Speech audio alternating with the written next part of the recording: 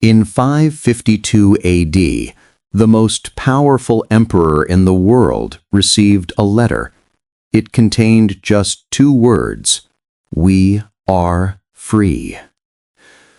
This letter announced the birth of an empire as large as Rome, but one the West has never heard of. Its name? The Göktürk Khaganate, and they possessed a weapon Europe never knew about.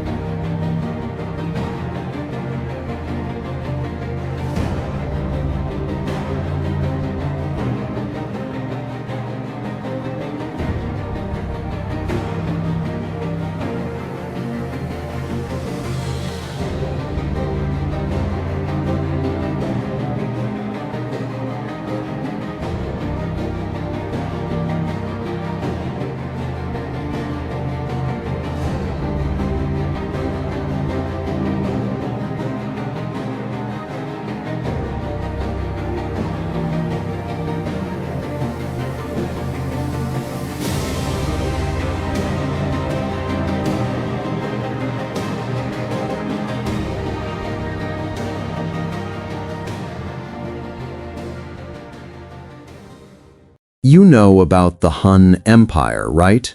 Attila and the horsemen who terrorized Europe.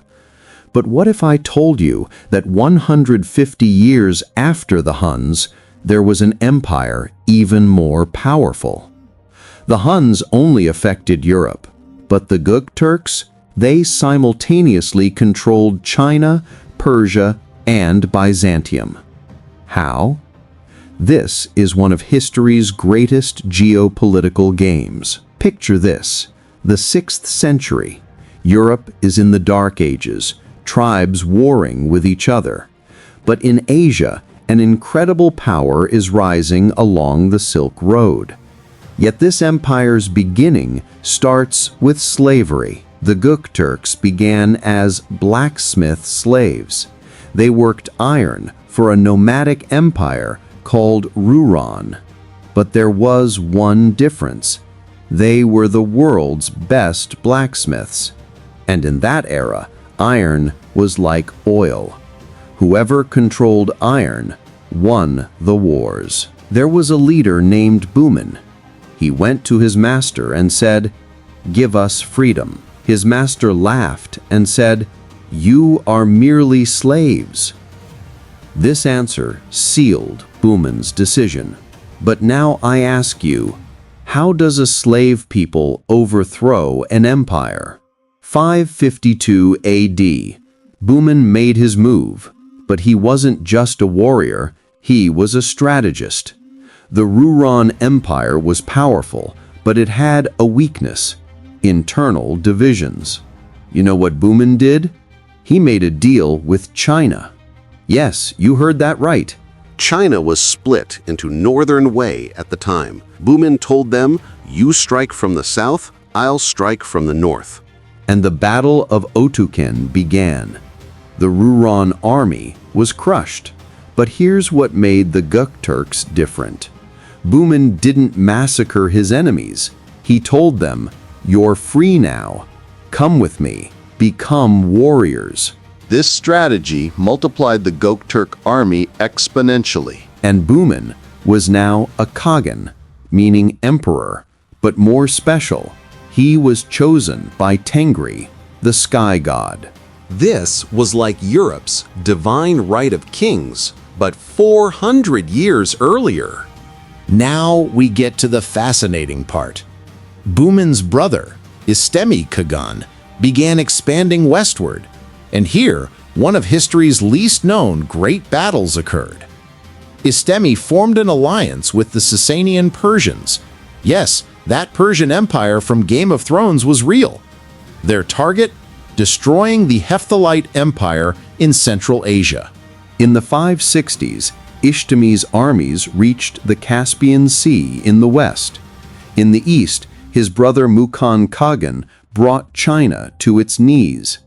Think about it. The Göktürks ruled simultaneously from Korea's borders in the east to the Caucasus in the west. This was larger than the Roman Empire's east-west span. And most importantly, the Silk Road was completely under Göktürk control. Every camel caravan paid Göktürk taxes.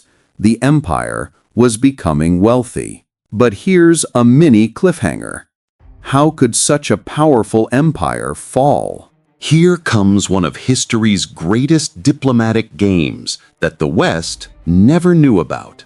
China, during the Tang Dynasty, realized defeating the Göktürks was impossible. They couldn't win militarily.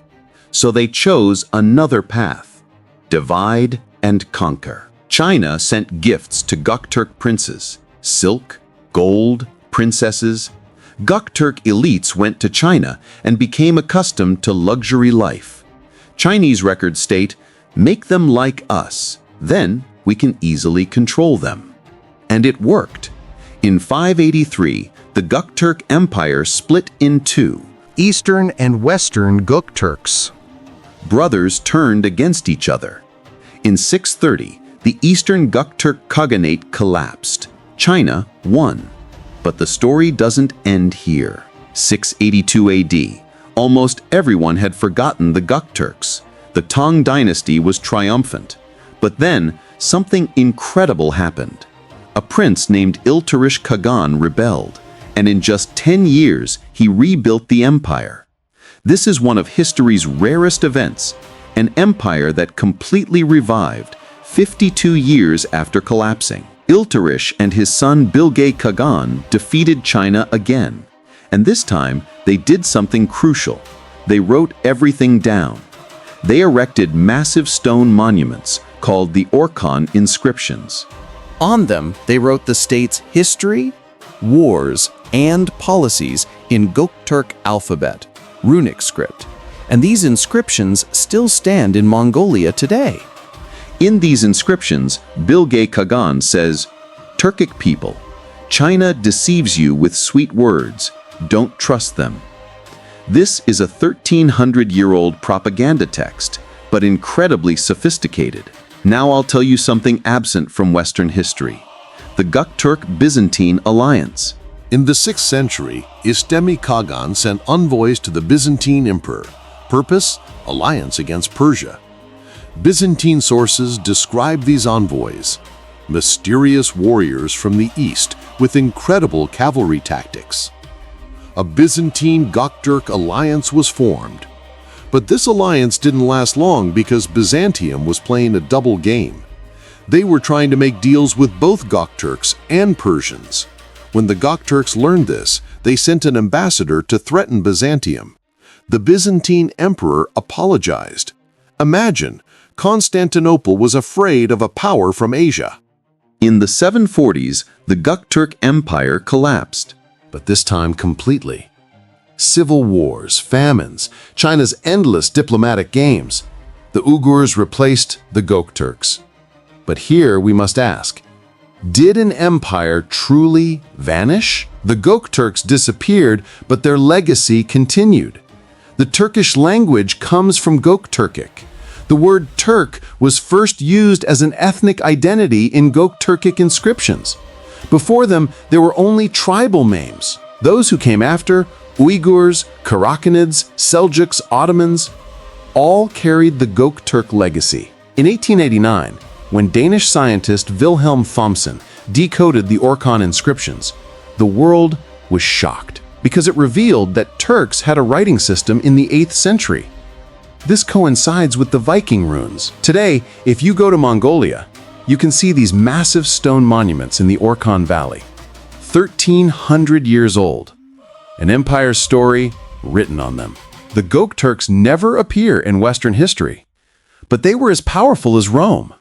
They defeated China, formed alliances with Byzantium, fought Persia, controlled the Silk Road. So my question to you, if the Göktürks hadn't collapsed, what would today's world look like? Would Turkic states have conquered Europe? Or would China have grown? Share your thoughts in the comments. And if you love these stories, subscribe to Sultans and Khans, because history is full of hidden empires, forgotten battles, and heroes you never knew about.